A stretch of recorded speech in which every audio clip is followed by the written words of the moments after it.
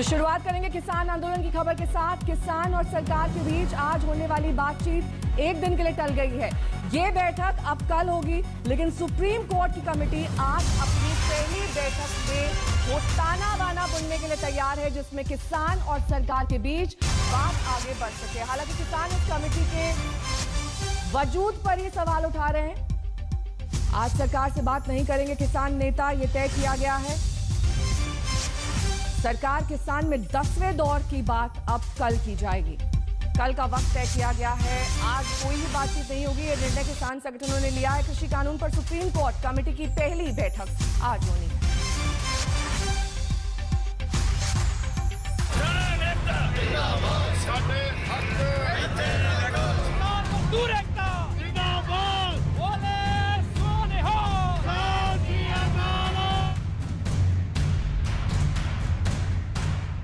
मंगलवार यानी किसान आंदोलन का 55वां दिन।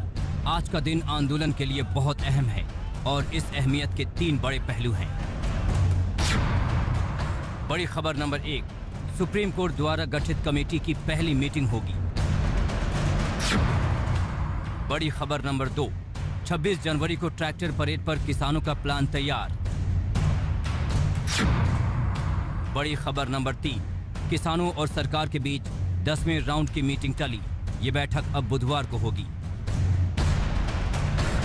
केंद्र सरकार और किसानों के बीच तय बैठक तो आज के बजाय कल यानी बुधवार को होगी, लेकिन सुप्रीम कोर्ट ने समाधान निकालने के लिए जो कमेटी गठित की थी वो आज पहली बैठक करेगी। भूपेंद्र सिंह मान के अलग होने के बाद कमेटी में अब 3 ही सदस्य बचे हैं। तीनों सदस्य आज आपस में पहली बैठक करेंगे, ये तय करने के लिए कि किसानों और सरकार के बीच फंसे इस पेंच को कैसे निकाला जाए। पूसा परिसर में कृषि कानून पर गठित कमेटी की पहली बैठक होगी। बैठक में अशोक गुलाटी, प्रमोद जोशी और अनिल घनवट शामिल हैं। कमेटी के एक सदस्य भूपेंद्र सिंह मान खुद को अलग कर चुके हैं। ये और बात है कि किसान कमेटी के सामने जाने को लेकर शुरू से अब तक इनकार ही कर रहे हैं। नहीं, वो कमेटी तो एक उसमें चला गया एक आदमी, अब 3 बचे हैं। कमेटी संदेह के दायरे में है, उस कमेटी को हम फेस नहीं करेंगे। उधर 26 जनवरी को ट्रैक्टर परेड को लेकर भी किसान अपने रुख पर कायम हैं। दिल्ली की आउटर रिंग रोड पर परेड की तैयारियों को लेकर किसान नेताओं ने सोमवार रात दिल्ली पुलिस के साथ करीब आधे घंटे तक चर्चा की। जो ट्रैक्टर मार्च है वो हमारा स्टैंड करता है।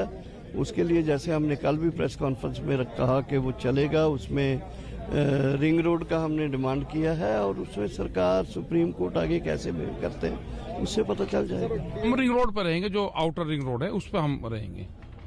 ये हमने तय करा, तिरंगा झंडा ये सब झंडे लगा कर चलेंगे उससे। तो आउटर रिंग रोड पर यहाँ से गाजीपुर से कहाँ पे जाएंगे आप लोग? नहीं, आउटर रिंग रोड यही तो है ना, बस अड्डे को जो इस साइड से जाती है दिल्ली के जो चारों तरफ उस पर जाए। किसान चाहते हैं कि 26 जनवरी को उन्हें ट्रैक्टर परेड निकालने की इजाजत दी जाए, जो शांतिपूर्ण होगा। यानी एक बात साफ है कि अब लाल किले और राजपथ पर ट्रैक्टर परेड निकालने की जिद किसानों ने छोड़ दी है। तो क्या नए कृषि कानून को रद्द कराने पर अड़े किसान इस मुद्दे पर भी अपनी जिद छोड़ेगा? जो सरकारी मंडी के पैरेलल, APMC की मंडी के पैरेलल जो प्राइवेट मंडी बनने जा रही है इन कानूनों के जरिए, उसको ख़त्म करवाना हमारा इस आंदोलन का सबसे अहम मुद्दा है। और जब तक वो ख़त्म नहीं होती, जब तक ये कानून वापस नहीं होता, तब तक ये आंदोलन रुकने वाला नहीं है। ये आंदोलन उतनी देर तक जारी रहेगा। सरकार बैठक में हमारी बात कब मानती है, किस दिन मानती है, कैसे मानती है, वो सरकार पर डिपेंड करता है। किसानों की सरकार के साथ बैठक की तारीख भले ही टल गई हो, लेकिन न तो किसानों का लक्ष्य टला है, न सरकार का इरादा। किसान संगठन अभी भी तीनों कानून खारिज करने की मांग पर अड़े हैं। तो सरकार ने भी बार बार जता दिया है कि कानून खारिज करने के अलावा वो हर बात पर चर्चा के लिए तैयार हैं। इंतजार कल का है कि इस बार कोई रास्ता निकलेगा या फिर से एक नई तारीख। आज तक ब्यूरो। वहीं किसानों की 26 जनवरी को प्रस्तावित ट्रैक्टर परेड के मसले पर सोमवार को सुप्रीम कोर्ट ने कोई आदेश नहीं दिया था। आपको बता दें कि दिल्ली पुलिस ने परेड पर रोक लगाने के लिए याचिका लगाई थी। इस पर सुनवाई करते हुए कोर्ट ने कहा कि दिल्ली के अंदर कौन आ सकता है, ये कानून व्यवस्था का मामला है और इस पर दिल्ली पुलिस खुद फैसला कर सकती है। कोर्ट ने यह भी कहा कि दिल्ली पुलिस कोर्ट से आदेश लेने के बजाय अपने अधिकार क्यों नहीं इस्तेमाल करती। बहरहाल इस मसले पर कल यानी बुधवार को फिर से सुनवाई होनी है। तो परेड पर कल सुनवाई होगी। बातचीत भी कल किसान और सरकार आपस में करेंगे। कल का दिन बेहद अहम इस आंदोलन के नजरिए से। लेकिन साथ ही आपको यह भी बता दें कि जो कमेटी का गठन किया गया है उसकी मीटिंग आज होनी है। का प्लान है, हालांकि इस पर भी किसान संगठन दो गुट में बंट चुके हैं। एक गुट ये कह रहा है कि दिल्ली के बॉर्डर एरिया से ये ट्रैक्टर परेड निकाली जाएगी, दूसरा गुट ये कह रहा है कि दिल्ली के भीतर से ये परेड गुजरेगी। इस पर अभी भी कोई एक राय नहीं बन पाई है, सहमति नहीं बन पाई है किसानों के बीच ट्रैक्टर रैली को लेकर। हालांकि इस पर सुप्रीम कोर्ट ने जरूर अपनी टिप्पणी दी है। सुप्रीम कोर्ट का यह कहना है कि कानून व्यवस्था का यह सवाल है, इस पर दिल्ली पुलिस को फैसला लेना है। हमारे दो संवाददाता इस वक्त तमाम जानकारी के साथ हमारे साथ जुड़ गए हैं। सिंघू बॉर्डर से हमारे संवाददाता जितेंद्र बहादुर से इस वक्त हमारे साथ जुड़ गए हैं। वहीं गाजीपुर बॉर्डर से कुमार कुणाल हमारे साथ हैं। सबसे पहले जितेंद्र, आपका रुख करते हुए, क्योंकि लगातार आप सिंघू बॉर्डर पर नजर बनाए हुए हैं, ऐसे में दो गुट हैं किसान संगठन के जो कि ट्रैक्टर मार्च पर अभी तक एक राय नहीं बना पाए हैं और वो जो कमेटी का गठन हुआ है उसके अस्तित्व पर भी सवाल उठा रहे हैं। अब बात बनेगी तो कैसे, क्योंकि एक तरफ तो कमेटी का गठन सरकार ने किया, ये कहा है कि ये कमेटी मॉनिटर करेगी इस पूरे मामले को, और ट्रैक्टर मार्च में खुद किसान दो धड़ों में बंट गए हैं। बिल्कुल नेहा, यही वजह है कि जो किसान संगठन हैं वो अपनी अपनी बैठक कर रहे हैं। कई किसान संगठन ये कह रहे हैं कि ट्रैक्टर मार्च जो है वो दिल्ली के आउटर रिंग रोड में होनी चाहिए। वहीं कुछ किसान संगठनों का कहना है कि वो जो ट्रैक्टर मार्च है वो लाल किले की तरफ से होना चाहिए। तो ऐसे में किसान संगठन दो धड़ों में बटे हुए हैं। वहीं दिल्ली पुलिस इस बात को लेकर के तैयारी कर रही है कि किस तरीके से कानून व्यवस्था 26 जनवरी के लिए यहाँ पर तय करना है, और दिल्ली पुलिस को सुप्रीम कोर्ट की तरफ से कहा गया है कि कानून व्यवस्था उसके हाथों में होती है और वो जिस हिसाब से चाहे उस हिसाब से काम कर सकती है। अब देखना यह है कि दिल्ली पुलिस की जो कल मीटिंग हुई थी किसान संगठनों के साथ, उसके बाद क्या निर्णय निकलता है। एक सबसे बड़ी बात यह है कि आज एक महत्वपूर्ण बैठक है जो सुप्रीम कोर्ट की तरफ से एक कमेटी गठित की गई थी, जिस कमेटी में निश्चित तौर पर यह कहा गया कि वो कमेटी की आज बैठक होगी और उसमें आगे का रोड मैप तैयार किया जाएगा कि किस तरीके से किसान संगठनों और सरकार के बीच में समन्वय स्थापित किया जाए। क्योंकि अभी भी किसानों का ये कहना है कि वो इस समिति के सामने पेश नहीं होंगे और वो लोग लगातार ये कह रहे हैं कि इस समिति के जाने का कोई औचित्य नहीं होता है। इसके सामने अगर वो लोग जाते हैं तो उनकी जो मुख्य मांगे हैं वो समाप्त हो जाएंगी। ऐसे में सरकार जहां एक और कह रही है कि वो संशोधन करने के लिए पूरी तरीके से तैयार हैं, वहीं किसान इस बात को लेकर के बटे हुए हैं कि वो समिति के सामने नहीं जाएंगे। अब देखना ये होगा कि जो कल की बैठक है 20 तारीख कल बैठक है 2 बजे, और उस बैठक में सरकार की तरफ से क्या मसौदा आता है और किस तरीके से आगे चर्चा बढ़ती है। वहीं सुप्रीम कोर्ट में भी सुनवाई है कल, और इसमें ये साफ हो जाएगा कि 26 तारीख को यानी 26 जनवरी को ट्रैक्टर मार्च के लिए जो किसान लगातार अड़े हुए हैं वो किस तरीके से आगे बढ़ते हैं। ठीक है जितेंद्र, लौटूंगी मैं आपके पास। हमारे संवाददाता कुमार कुणाल भी इस वक्त गाजीपुर बॉर्डर से हमारे साथ जुड़ गए हैं। कुमार, हमने देखा है कि कैसे बीते दिन जब शाहीन बाग का मामला था तब भी सुप्रीम कोर्ट ने इसी तरह का ऑब्जर्वेशन किया था और ये कहा था कि जो लॉ एंड ऑर्डर का मसला है वो पुलिस देखे, पुलिस के अंडर ये आता है। ऐसे में अब आने वाले वक्त में हम क्या माने, कोई सख्त कार्रवाई की जा सकती है, क्योंकि 26 जनवरी एक महत्वपूर्ण दिन जब परेड निकाली जाती है, ऐसे में सुरक्षा से समझौता तो नहीं हो सकता। परेड कैसे निकलेगी? देखिए, टकराव होना तो निश्चित है नेहा। दूसरी बात है कि कल एक मीटिंग हुई है किसान नेताओं के साथ और दिल्ली पुलिस और तमाम जो पुलिस महकमे के जो आला अधिकारी है उन्होंने एक मीटिंग की है। अब उस मीटिंग में क्या कुछ निकला ये तो अभी सामने नहीं आया है, लेकिन उसमें एक रोड मैप जरूर डिस्कस किया गया है कि आखिरकार किस तरीके से अगर ट्रैक्टर रैली निकाली जाती है तो वो जो मुख्य परेड है उसको बिना डिस्टर्ब किए हुए, उसमें कोई भी इंटरफेयर किए हुए कैसे मामला नहीं चलेगा। हम आपको कुछ किसानों से बात भी करवाते हैं। ट्रैक्टर रैली की बात है, तैयारी है आप लोगों की? 26 तारीख में जोरदार लेकिन अभी तक पुलिस को कहा गया है कि तय करने के लिए पुलिस क्या करेगी? पुलिस का काम है पब्लिक को संभालना ही तो है। रास्ता रोक देगी पुलिस। पुलिस भी तो हमारी है। थानेदार लो, सीओ रैंक लो, जितने अधिकारी हैं, IPS पीछे को छोड़ के आधे तो वे मारे हो रहे, वे भी सब किसानों के बच्चे। तो कुल मिलाकर के जो कल से भी किसान यही कह रहे हैं कि पुलिस को दिया गया है जिम्मा सुप्रीम कोर्ट की तरफ से कि कानून व्यवस्था की बात है, ये आपको तय करना है। लेकिन यहाँ पर पूरी तरह से तैयारी, हम आपको दिखाएंगे कि कुछ ट्रैक्टरों पर किस तरीके से झंडे अभी से लगा दिए गए हैं। ये पूरे झंडे, तिरंगा झंडा बांध दिया गया है और ट्रैक्टर तैयार है कि कूच अगर करना पड़ेगा 26 जनवरी को तो ये ट्रैक्टर रुकने वाले नहीं है। किसान कह रहे हैं कि हम यहाँ से कूच करेंगे, पुलिस को रोकना है रोक लेगी, लेकिन हम यहाँ से निकलेंगे, अपना जो भी प्रस्तावित मार्च है उसको अंजाम देंगे। लेकिन मुख्य बात यही कि किसान नेता जो है वो कह रहे हैं कि हम पुलिस से बात कर रहे हैं, पुलिस को पूरी तरीके से अपने प्लान की जानकारी दी जाएगी और जिस तरीके से पुलिस के साथ सहयोग करके ये पूरा ट्रैक्टर मार्च निकाला जाएगा। लेकिन जो लगता है कि जिस तरीके से मुख्य परेड होती है दिल्ली में, उसको लेकर के टकराव होना भी निश्चित तौर पर दिखाई पड़ रहा है। तो ये ठीक है, मुश्किल हफ्ता है। आज 19 तारीख है, ठीक एक हफ्ते बाद 26 जनवरी को, अगले मंगलवार को ये होना है। तो इस एक हफ्ते के लिए मुश्किल हफ्ता जरूर दिखाई पड़ता है पुलिस और साथ ही साथ किसानों के लिए। पुलिस और प्रशासन के लिए एक बड़ी चुनौती, क्योंकि 26 जनवरी की तारीख बेहद नजदीक आ रही है। ऐसे में ये तय करना होगा कि कैसे इस ट्रैक्टर मार्च को निकाला जाए, कैसे कानून व्यवस्था बनाई रखी जाए, क्योंकि इस दिन किसानों ने केंद्र सरकार को साफ तौर पर चेतावनी दी है। कृषि कानून को रद्द करना ही होगा, तीनों कानून वापस लेने ही होंगे, इससे कम में हम नहीं मानेंगे। MSP पर लिखित में आश्वासन देना होगा और कानून वापस होने तक ये आंदोलन यूं ही चलता रहेगा। तो सिंघू बॉर्डर पर किसानों के आंदोलन का 55वां दिन है आज। आंदोलन को समर्थन देने कल फिल्म अभिनेत्री गुल पनाग सिंघू बॉर्डर पहुंची। आज तक संवाददाता आशुतोष मिश्रा ने गुल पनाग से बातचीत की।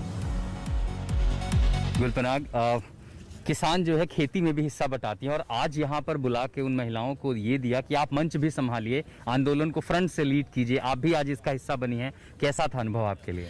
आज औरत किसान दिवस के अवसर पर स्टेज मैनेजमेंट महिलाओं को दी गई है और ये देखकर बहुत लोग आश्चर्यचकित हैं कि किस तरीके से महिलाएं स्टेज मैनेजमेंट कर रही हैं और जो स्टेज के अराउंड एक कॉर्डन बनता है जिसको हम पहरेदार कहते हैं, पंजाबी में, हिंदी में भी पहरेदार कहते हैं, वो ड्यूटीज़ भी लड़कियां दे रही हैं। जो बैक स्टेज एरिया है जहां पर मीडिया टेंट है, वहां पर जो एक्सेस देते हैं और रोकते हैं, वो भी आज लड़कियां हैं जो बड़ी बड़ी स्टिक्स लेकर वहाँ पर खड़ी हुई हैं। आप उनमें हमने लड़कियों से बात की, कोई US से आया हुआ है, एक इंजीनियरिंग स्टूडेंट थी, एक बास्केटबॉल कोच थी और कुछ वो महिलाएं कह रहे हैं हम तो गांव में भी वहाँ ट्रैक्टर भी चलाते हैं, खेती भी करते हैं और ये हमारे लिए सम्मान है कि आज हम लीड कर रहे हैं, नेतृत्व कर रहे हैं अब इतने बड़े आंदोलन का। देखिए, किसानी एक ऐसा एक वे ऑफ लाइफ है, मैं व्यवसाय तो नहीं कहूँगी, एक ऐसा वे ऑफ लाइफ है जहाँ पर महिलाएं शुरू से कंधे से कंधा लगाकर किसानों अपने हस्बैंड्स के साथ काम करती हैं, किसानों के साथ काम करते हैं। जो ये एक मिसकंसेप्शन है कि महिलाएं किसानी के साथ नहीं जुड़ी हैं, वो शायद उन लोगों की तरफ से है जो ज़्यादा अर्बन है या फिर जो किसानी परिवारों से नहीं जुड़े हैं, क्योंकि किसान अकेला किसानी नहीं करता। किसान के साथ उसका पूरा परिवार लगता है, उसके बच्चे लगते हैं, उसकी बहन लगती है, उसकी बीवी साथ लगती है। बात करेंगे अब पश्चिम बंगाल की, जहां आज रैलियों का मंगलवार है। जी आज 3 रैलियां पश्चिम बंगाल में होनी है। कल कोलकाता में बीजेपी के शुभेंदु अधिकारी ने जिस जगह पर रैली की थी उसी जगह पर आज दोपहर 2:30 बजे टीएमसी रैली करने वाली है। इसके अलावा पश्चिम बंगाल की सीएम ममता बनर्जी दोपहर 1 बजे पुरुलिया में रैली करेंगी, जबकि टीएमसी से बीजेपी में आए शुभेंदु अधिकारी दोपहर 2 बजे पूर्वी मिदनापुर में रैली करेंगे।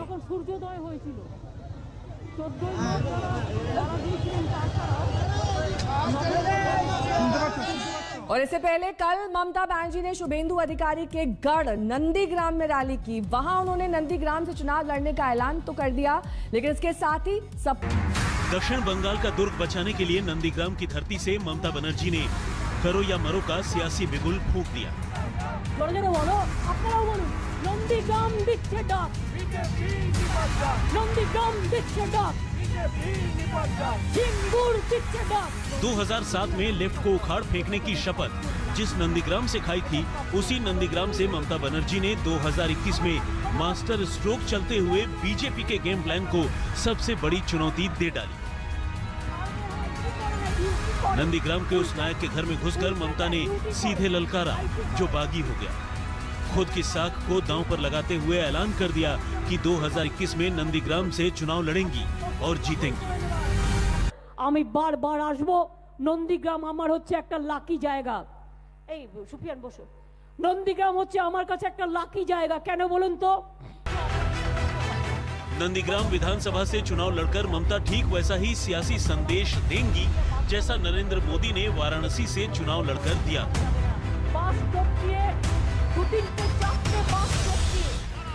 ममता बनर्जी की राजनीति को सिर्फ बंगाल तक सीमित एक नेता के चश्मे से देखना बहुत गलत होगा। साल 2019 में तीसरे मोर्चे का मंच बंगाल की धरती पर ममता की अगुवाई में तैयार हुआ। 2016 की तस्वीरें याद करिए। ममता का मंच उनकी राष्ट्रीय महत्वाकांक्षाओं और मोदी विरोधी गुट के स्वीकार्यता को दर्शाता है। 2021 में बंगाल का चुनाव ममता बनर्जी के लिए करो या मरो की रणनीति पर पूर्णतः आधारित हो गया है। वजह एकदम स्पष्ट है। ममता बनर्जी ने खुद को भारतीय राजनीति में स्ट्रीट फाइटर के तौर पर स्थापित किया। बीते एक दशक से बंगाल की सियासत उनकी मुट्ठी में है। बड़ी बात यह है कि बंगाल विधानसभा का चुनाव राष्ट्रीय राजनीति पर सीधा असर डालेगा। बंगाल की लड़ाई में ममता के खिलाफ अगर बीजेपी ने पूरी ताकत झोंक दी तो उसके पीछे 2024 को नकारा नहीं जा सकता। आज बंगाल में लेफ्ट और कांग्रेस को पछाड़कर बीजेपी नंबर 2 पार्टी बन चुकी है। बंगाल में सीधी लड़ाई बीजेपी और टीएमसी में है और इसी लड़ाई को जीतने के लिए बीजेपी ने दक्षिण बंगाल में शुभेंदु कार्ड खेला तो उसे काउंटर करने के लिए ममता ने नंदीग्राम कार्ड खेला। यहाँ ये भी समझना होगा कि दक्षिण बंगाल ममता का गढ़ है और इस गढ़ में सेंध लगाने के लिए ममता के लेफ्टिनेंट शुभेंदु अधिकारी को बीजेपी में शामिल कराया गया है। यानी बंगाल में ममता की कुर्सी को हिलाना है तो दक्षिण बंगाल के किले को जीतना होगा। वही किला जो ममता बनर्जी ने नंदीग्राम के आंदोलन से खड़ा किया। आज तक ब्यूरो। और ज्यादा जानकारी के साथ इंद्रजीत कुंडू हमारे संवाददाता इस वक्त कोलकाता से सीधे हमारे साथ जुड़ गए हैं। इंद्रजीत, आज रैलियों का मंगलवार रहने वाला है। ऐसे में दिलचस्प ये है कि एक तरफ तो बीजेपी के जेपी नड्डा, अमित शाह और साथ ही शुभेंदु अधिकारी ने अपनी पूरी ताकत झोंक रखी है, दूसरी तरफ अकेली ममता बनर्जी है।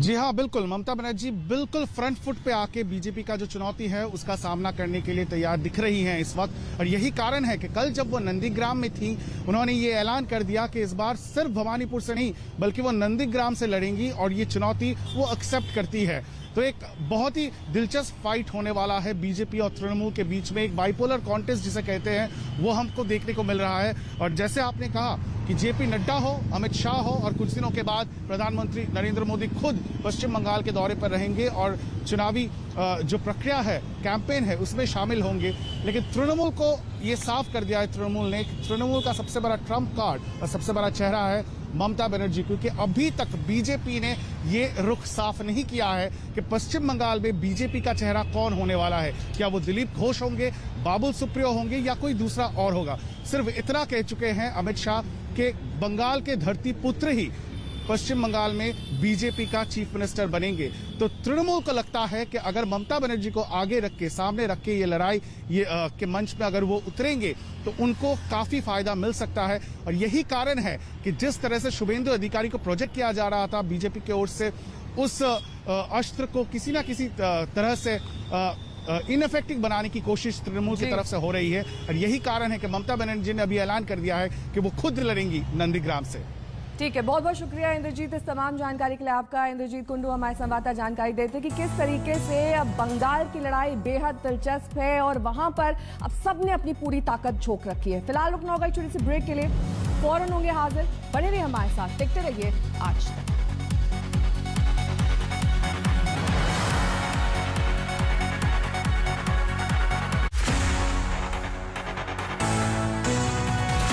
जंग करेंगे दुनिया के सबसे बड़े वैक्सीनेशन अभियान का आज चौथा दिन है। आपको बता दें अब तक देश में 3,81,305 लोगों को कोरोना की वैक्सीन लग चुकी है। कल तीसरे दिन ही करीब 1.5 लाख लोगों का टीकाकरण हुआ था। केंद्रीय स्वास्थ्य मंत्रालय के मुताबिक अब तक 580 लोगों में वैक्सीन के साइड इफेक्ट्स देखे गए हैं। इनमें 7 लोगों को अस्पताल में भर्ती भी कराया गया है। वैक्सीनेशन के बाद जिन 2 लोगों की मौत हुई उसकी वजह वैक्सीन दरअसल नहीं है। हम आपको बता दें कि टीके के बाद जिन 7 लोगों को अस्पताल में भर्ती कराया गया उनमें सबसे ज्यादा 3 लोग दिल्ली से हैं। कर्नाटक से 2 लोग अस्पताल पहुंच चुके हैं। उत्तराखंड और छत्तीसगढ़ में एक लोगों को अस्पताल ले जाना पड़ा।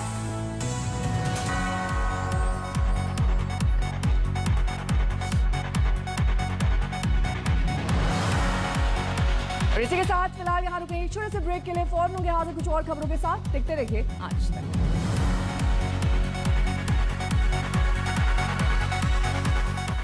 नमस्कार, मैं हूं अंजना ओम कश्यप। हमें उम्मीद है ये वीडियो आपको पसंद आया होगा। लेटेस्ट खबरों के लिए यूं ही देखते रहिए आज तक और इस वीडियो के पसंद आने पर लाइक, शेयर एंड सब्सक्राइब करना ना भूलें।